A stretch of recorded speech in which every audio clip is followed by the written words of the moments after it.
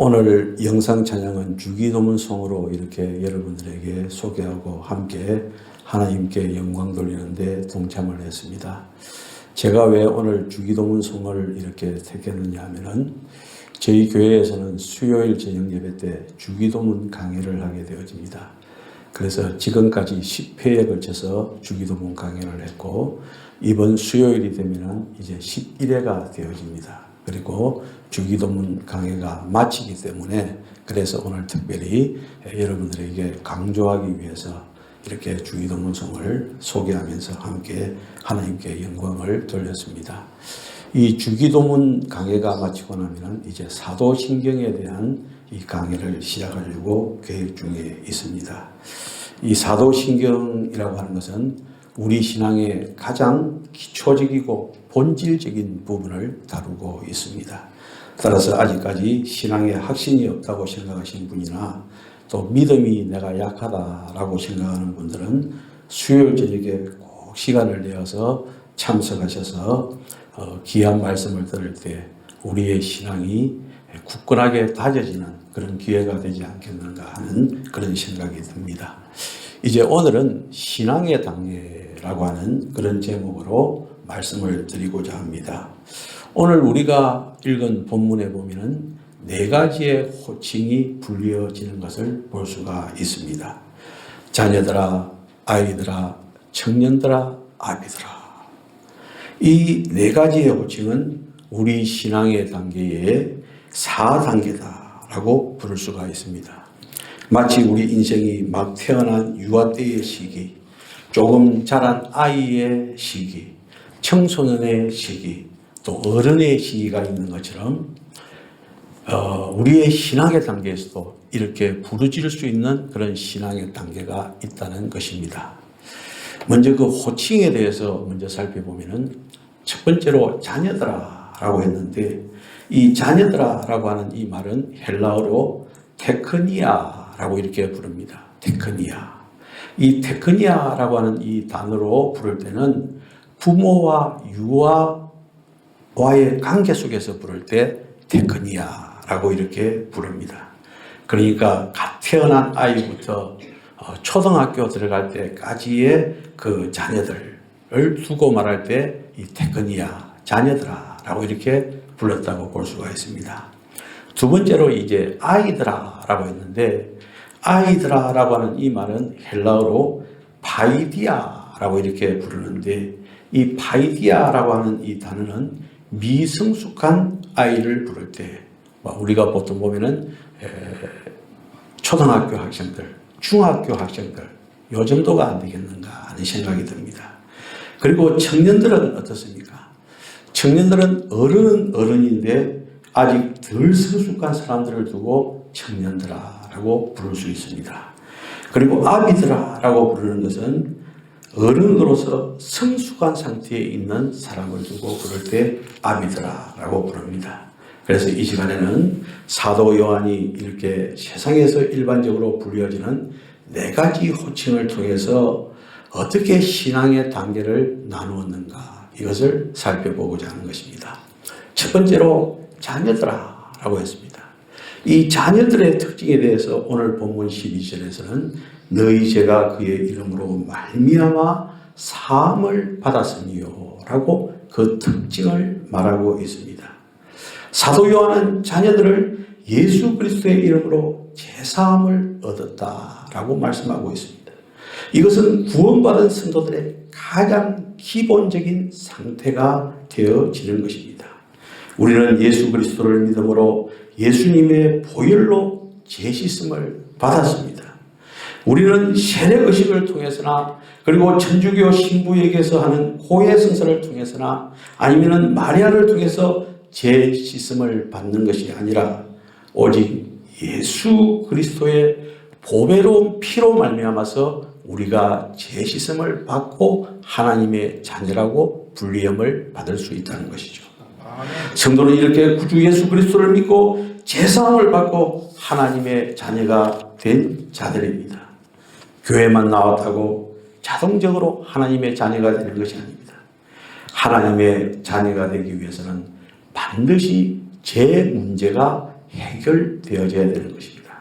그래서 요한복음 1장 12절에 보면은 영접하는 자, 곧 그 이름을 믿는 자들에게는 뭐라고요? 하나님의 자녀가 되는 권세를 주셨다라고 말씀을 하고 있습니다. 이런 자녀들의 단계의 신앙이들은 집중적으로 돌봄을 받아야 됩니다. 그러면서 성장해야 되는 것입니다. 우리가 세상에서도 자녀가 태어났을 때 얼마나 기쁩니까? 그런데 그 자녀가 자라지 않고 그대로 머물러 있다면 그것은 기쁨이 아니라 큰 근심과 고통을 주는 것입니다. 자녀가 되었으면 말씀을 통하여 영적으로 성장하는 자리에 나아가야 됩니다. 하나님의 자녀들은 영적으로 성장하기 위해서 부지런히 말씀의 영의 양식을 먹어야 됩니다. 기도하면서 영적으로 사는 방법을 배워가야 됩니다. 예배의 자리에서 하나님을 섬기는 삶을 살아야 합니다. 이런 것들을 계속 확인하는 작업, 이것이 하나님의 자녀들에게 필요한 것입니다. 예수님의 이름으로 제사함을 받는 것, 예수 안에서 나의 과거의 죄, 현재의 죄, 미래의 죄를 용서받는 줄을 믿는 것, 이것이 바로 하나님의 자녀인 것입니다. 그래서 사도 바울은 이 문제에 대해서 확실하게 고백을 합니다. 에베소서 1장 7절에 우리는 그리스도 안에서 그의 은혜의 풍성함을 따라 그의 피로 말미암아 속량 곧 제사함을 받았느니라 그 말입니다. 주님의 피로 제사함을 받았다는 것, 이렇게 제사함의 확신을 가지고 재용서받은 기쁨이 있을 때 우리는 하나님의 자녀가 되었다라고 말을 할 수가 있는 것입니다. 이제 다음 단계는 무엇입니까? 아이들아. 사도 요한은 이 아이들에 대해서 본문 14절에서 아이들아 내가 너희에게 쓴 것은 너희가 아버지를 알았음이요 라고 이렇게 말씀하고 있습니다. 아이의 단계의 신앙인의 가장 중요한 특기는 자기 아버지가 누군지를 아는 믿음이고 재용서함을 어떻게 받는지 그 원리를 아는 믿음이 있는 자가 아이들의 신앙을 가진 자인 것입니다. 그렇기 때문에 이 아이의 믿음은 분명히 구원받은 상태입니다. 그러나 고린도전서 13장 11절에 이 어린아이의 신앙의 상태에 대해서 분명히 지적하고 있습니다. 내가 어렸을 때에는 말하는 것이 어린아이와 같고 깨닫는 것이 어린아이와 같고 생각하는 것이 어린아이와 같다가 장성한 사람이 되어서는 어린아이의 일을 버렸노라고 말씀하고 있습니다. 아이의 믿음의 상태는 비록 구원을 받은 상태이고 하나님의 자녀이지만은 어떤 의미에서 보면은 유치한 상태다라고 볼 수가 있습니다. 왜냐하면 어린아이의 믿음은 늘 두려워하고 겁이 많고 의심도 많기 때문에 그러는 것이죠. 어린아이는 언제나 자기중심적인 신앙생활을 하는 것입니다. 그래서 하나님을 말을 합니다. 그러나 하나님이 중심이 아니라 내가 중심인 하나님을 바라보게 되는 것이죠. 그래서 하나님을 생각할 때마다 자동 판매기와 같은 그런 하나님, 그리고 하나님을 생각할 때마다 요술방망이와 같은 그런 하나님을 바라보는 시각이 많은 것이 아이의 신앙의 특징이라고 볼 수가 있는 것입니다. 언제나 나에게 무엇을 공급해 주시는 하나님, 이것에 치중하는 경향이 많다는 것입니다. 그래서 기도에 응답이 없으면 어떻게 됩니까? 실망하죠. 또 마음의 상처를 입으면 실족하게 되어집니다. 이런 아이의 신앙에 대해서 아주 구체적으로 잘 설명한 말씀이 있는데 에베소서 4장 14절입니다. 여기에 보면은 이는 우리가 이제부터 어린 아이가 되지 아니하여 사람의 속임수와 간사한 유혹에 빠져 온갖 교훈의 풍조에 밀려 요동하지 않게 하려 함이라. 이렇게 말씀합니다. 이 말씀에서 가장 중요한 단어가 무엇이냐면 요동이라는 이런 말입니다. 흔들린다는 것입니다. 오늘 새벽기도에서 세례 요한도 갈대와 같이 요동, 흔들렸다라는 그런 말씀을 들었습니다만은 흔들린다는 것입니다. 요동한다는 것입니다. 무엇에 요동한다는 것입니까? 사람의 속임수와 간사한 유혹에 빠져서 온갖 교훈의 풍조에 밀려 요동하게 되어질 수 있다는 것입니다. 우리 아이들이 부르는 찬양이 있지 않습니까? 아름다운 마음들이 모여서, 제가 이 설교를 준비하는데 이 찬양이 생각이 나더라고요. 아름다운 마음들이 모여서 주의 은혜 나누며 예수님을 따라 사랑해야지 우리 서로 사랑해. 하나님이 가르쳐준 한 가지 내 이웃을 내 몸과 같이 미움, 다툼, 시기, 질투 버리고 우리 서로 사랑해. 이 다음에 예수님을 만나면 우리 뭐라 말할까? 그때에는 부끄러움이 없어야지 우리 서로 사랑해. 하나님이 가르쳐준 한 가지 내 이웃을 내 몸과 같이 미움, 다툼, 시기, 질투 버리고 우리 서로 사랑해. 제가 한번 1절만 불러보겠습니다. 아시는 분은 따라 불러도 되겠습니다. 아름다운 마음들이 모여서 우리의 은혜 나누며 예수님을 따라 사랑해야지 우리 서로 사랑해. 하나님이 가르쳐준 한 가지 내 이웃을 내 몸과 같이 미움, 다툼, 시기, 질투 버리고 우리 서로 사랑해. 이 다음에 예수님을 만나면 우리 뭐라 말할까? 그때는 부끄러움 없어야지 우리 서로 사랑해. 하나님이 가르쳐준 한 가지 내 이웃을 내 몸과 같이 미움, 다툼, 시기, 질투 버리고 우리 서로 사랑해. 제가 이래봬도 대학 다닐 때 율동 강사였습니다. 한번 해볼까 싶었는데 생각이 안 나는 거죠. 대학 20대 때 하는 게 이제 60 중반에 해보려니까 도저히 생각이 안 나는데, 이 가사를 가만히 보면은요, 1절과 2절에 다 틀리는데 1절과 2절에 반복되어지는 가사가 있습니다. 그것이 무엇이냐면은 미움, 다툼, 시기, 질투 버리고 우리 서로 뭐라고요? 사랑해. 사랑해. 여러분들, 미움, 다툼, 시기, 질투, 이게 아이들의 특징이 아니겠습니까? 그렇죠? 아니, 우리 인간들의 본능이 바로 미움, 다툼, 시기, 질투일 것입니다. 여러분들, 아이의 신앙에서는 이것이 있을 수 있습니다. 이것을 뛰어넘는 신앙인이 되어야 된다, 이 말인 것입니다. 그래서 고린도전서 3장 1절에 보면, 형제들아, 내가 신령한 자들의 대함과 같이 너희에게 말할 수 없어서 육신에 속한 자 곧 그리스도 안에서 어린 아이들을 대함과 같이 하노라, 이 말씀인데, 그 당시 뭐 바울파, 게바파 하면서 교회 내에서 막 이렇게 분열이 일어나고 다툼이 있는 고린도 교회를 향해서 사도 바울이 한 말입니다. 이게 무엇입니까? 고린도 교회는 아이들의 신앙을 가진 교회였다는 것이죠. 그래서 어린아이같이 너희를 대하겠다라고 말씀을 했습니다.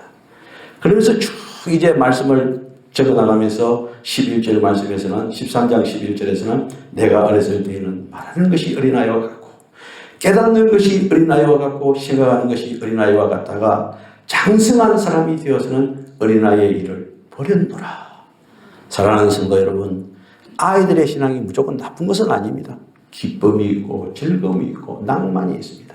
그러나 그 속에서도 이렇게 어린아이의 특징이 있으니까 그것은 버리고 성장하라고 하는 것이 바로 오늘 말씀의 요지가 되어집니다. 이렇게 아이들의 단계를 벗어나면 이제 어떤 단계가 들어옵니까? 청년들아입니다. 청년들의 신앙의 특징은 무엇입니까? 그건 파워, 힘입니다. 이것을 오늘 본문에서는, 본문 13절에서는 이렇게 말씀하고 있습니다. 청년들아, 내가 너희에게 쓰는 것은 너희가 악한 자를 이겼음이니라. 또 14절에서도 청년들아, 내가 너희에게 쓴 것은 너희가 강하고 하나님의 말씀이 너희 안에 거하시며 너희가 흉악한 자를 이겼음이니라. 이렇게 말씀하고 있습니다. 13절과 14절에서 반복적으로 청년들의 신앙은 악한 자를, 흉악한 자를 이길 수 있다고 했는데, 근데 14절에서는 이 13절과 14절 말씀에서 한 가지 첨부되어진 말씀이 있는데, 그것이 무엇이냐면은 하나님의 말씀이 청년의 신앙을 가진 자다 라고 말씀하고 있습니다. 하나님의 말씀이 첨부되어진 것입니다. 옳습니다. 우리가 악한 마귀 권세를 이기는데 그 비결이 무엇입니까? 하나님의 말씀입니다. 우리 예수님께서도 광야에서 40일 동안 금식 기도를 하고 사탄의 시험을 받았을 때 무엇을 해요? 기록되었을 때. 기록되어진 하나님의 말씀으로 사탄을 이길 수가 있었습니다. 그래서 하나님의 말씀을 생각하면 늘 생각나는 두 구절이 있습니다. 그것은 디모데후서 3장 16절부터 17절, 히브리서 4장 12절 말씀입니다. 우리 한번 다 같이 합독을 하겠습니다. 디모데후서 3장 16절과 17절, 모든 성경은 하나님의 감동으로 된 것으로 교훈과 책망과 바르게 함과 의로 교육하기에 유익하니 이는 하나님의 사람으로 온전하게 하며 모든 선한 일을 행할 능력을 갖추게 하려 함이니라. 할렐루야. 히브리서 4장 12절에 보면은 하나님의 말씀은 다같이요 살아있고 활력이 있어 좌우에 날선 어떤 금보다도 예리하여 혼과 영과 및 관절과 골수를 찔러 쪼개기까지 하며 또 마음의 생각과 뜻을 감판당하나니라고 말합니다. 여러분들, 이게 바로 청년의 신앙의 사람들이 말씀을 가지고 있는 이런 모습을 두고 말하는 것입니다. 하나님의 말씀이 청년 속에 거하여서 심령이 강하고 담대해서 흉악한 마귀와 싸워서 이긴다라고 하는 이 말씀인 것입니다. 이런 믿음은 그 심령 속에 하나님의 말씀이 있어서 시험을 당할 때 그 심령 속에 있는 하나님의 말씀으로 견딘다는 것입니다. 그래서 말씀을 많이 읽고 묵상하고 즐기는 교회, 어떤 교회입니까? 청년의 교회다라고 말할 수 있습니다. 이제 청년의 경우를 넘어서 이제 아비의 신앙이 되어집니다. 아비의 신앙에 대해서 사도 요한은 오늘 본문에서 말씀하고 있습니다.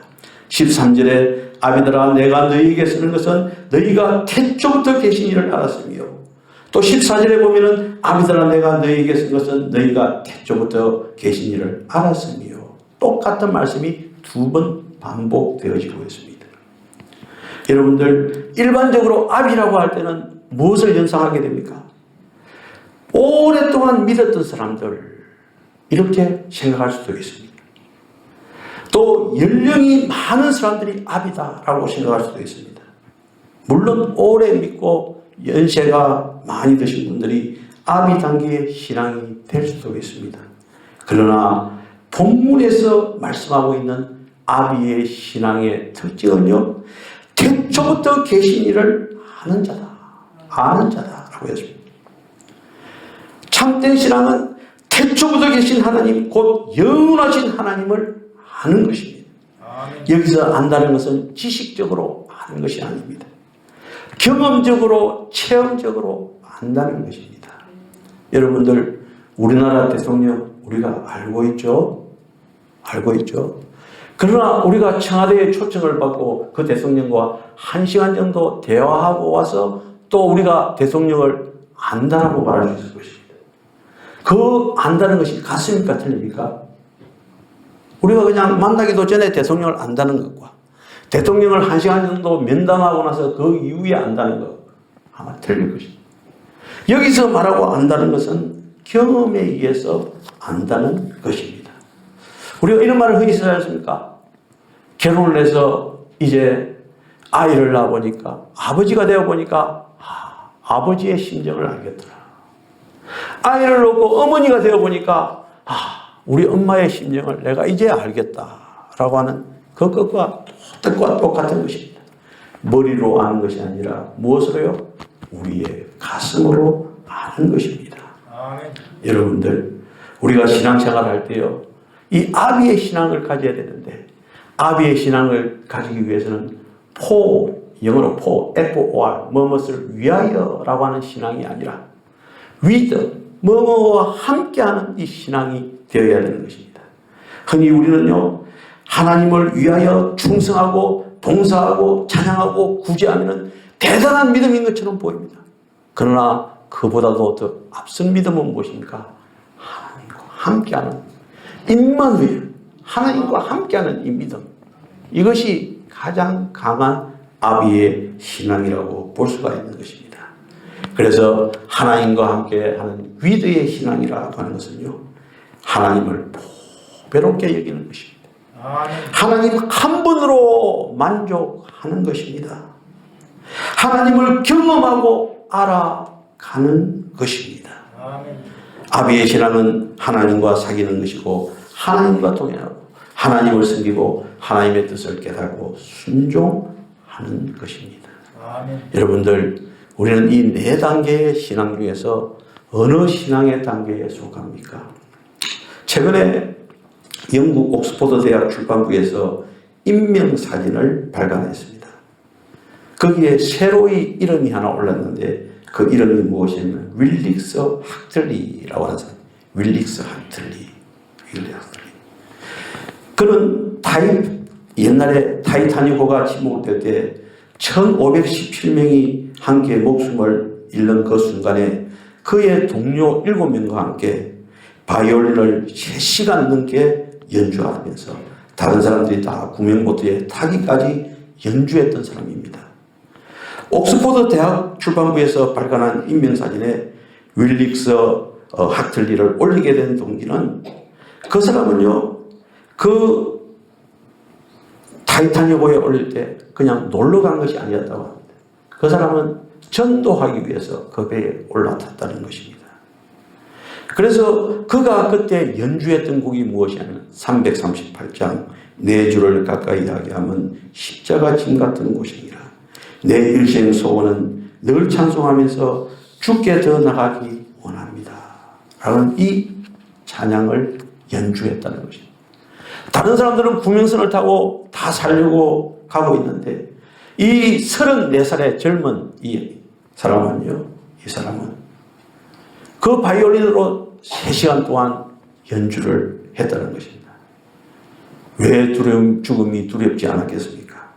그는요, 충분히 구명보트를 탈 수 있음에도 불구하고 그것을 포기하기 위해서 다른 사람들의 생명을 살리기 위해서 죽기까지 연주를 했다는 것입니다. 이런 사람이 누구라고요?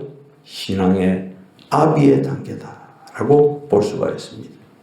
또 한 사람, 여러분들에게 이제 아비의 신앙을 가진 사람 한 사람을 소개하고자 합니다. 제가 사실 지난 월요일 날 이 본문을 정하고 이 설교를 해야 되겠다고 하면서 일주일 계속 이 말씀을 묵상하면서 시간을 보냈는데 가장 크게 도전이 왔던 것이 바로 이 부분입니다. 사도 요한. 사도 요한은 그러면은 자기가 이렇게 신앙의 호칭을 불렀는데 자기는 어떤 신앙이었을까라고 생각했을 때 사도 요한은 분명히 아비의 신앙이었을 것이다 라고 생각이 들었습니다. 여러분들, 사도 요한은 12제자 중에서 가장 어렸습니다. 그리고 다른 사람들은 다 순교하는데 이 사도 요한은 90살이 넘게 예수님의 어머니 이제 마리아를 모시고 살다가 또 에베소에서 계속 90 넘게 살다가 살아있는 순교자라고 말을 할 수가 있습니다. 이 누가복음 9장 51절부터 54절에 보면은요, 어떤 말씀이 있느냐 하면은 예수님께서 사마리아인 촌에 들어가는데 그 촌에 있는 사람들이 예수님을 거부합니다. 그러니까 이 사도 요한이 뭐라고 했는 줄 압니까? 저들에게 불을 내려서 다 태워버리게 해주소서 라고 그렇게 말을 했습니다. 그래서 예수님께서 이 요한의 별명을 뭐라고 그랬습니까? 우리의 아들, 보아느게라고 불렀거든요. 이런 사람이 이제 한 70년, 80년을 쭉 보내면서 사람이 바뀌고 또 바뀌어서 나중에 어떤 사람이 됩니까? 사랑의 사도가 되는 거예요. 사랑의 사도가. 요한일서 4장 7절 8절에 보면은 사랑하는 자들아, 누가 말하고 있습니까? 사도 요한이 말하고 있습니다. 사랑하는 자들아, 우리가 서로 사랑하자. 사랑은 하나님께 속한 것이니 사랑하는 자마다 하나님으로부터 나서 하나님을 알고 사랑하지 아니하는 자는 하나님을 알지 못하나니 이는 하나님은 사랑이십니다. 이렇게 말씀하고 있습니다. 우리의 아들이라는 별명을 받았던 사람이 그때는 아마 자녀의 신앙이었을 것입니다. 아이의 신앙이 되었다가 청년의 신앙이 되었다가 이제는 무엇이에요? 아비의 신앙이 되어서 사랑의 사도라고 불리어지는 것입니다. 제가 이번 주에 이 말씀을 준비하면서 깜짝 놀랐던 것이 옛날에 깨닫지 못한 것이 무엇이냐. 옛날에 다른 교회 있을 때도 이 말씀으로 설교를 했는데요. 그때는 청년들 열정은 있지만은 그러나 그 단점이 무엇인가 이것을 막 지적도 하고 아이들의 장점이 있지만은 단점도 막 지적을 하고 그리고 자녀들의 장점도 있지만은 단점도 지적하면서 그렇게 살아서는 안 돼요. 우리는 다 청년의 신앙이 돼야 되고 다 아비의 신앙이 돼야 돼요. 라고 설교를 했는데 가만히 일주일 동안 묵상해 보니까 이 아비의 신앙이 된 사도 요한은 어떻습니까? 오늘 읽은 말씀에 자녀들아 하고 격려했습니까? 책망했습니까? 격려했단 말이죠. 자녀들아 하고 나서 어떻게 했습니까? 또 격려하고 청년들아 또 격려하고 아비들아 격려하고 칭찬하고 있는 이런 모습. 이것이 바로 아비의 신앙이다 라고 생각하지 않을 수 없었습니다. 여러분들 우리 서귀포동원교회는 우리 모두가 아비의 신앙이 되기를 바랍니다. 아비의 신앙이. 그래서 좀 어린 신앙의 단계에 있는 사람들이 좀 실수를 해도 그냥 꾸짖고 나무라는 것이 아니라 그냥 그 사람의 좋은 점을 발견해서 격려해 주고 그 사람의 단점이 있다면 뒤에서 열심히 기도해 줄 수 있는 그런 분위기의 교회. 할렐루야. 그것이 바로 아비의 신앙을 가진 교회가 되어지는 것입니다. 아무쪼록 이 아비의 신앙으로서 승리하는 우리 교회가 되시기를 주님의 이름으로 축원합니다. 기도드리겠습니다.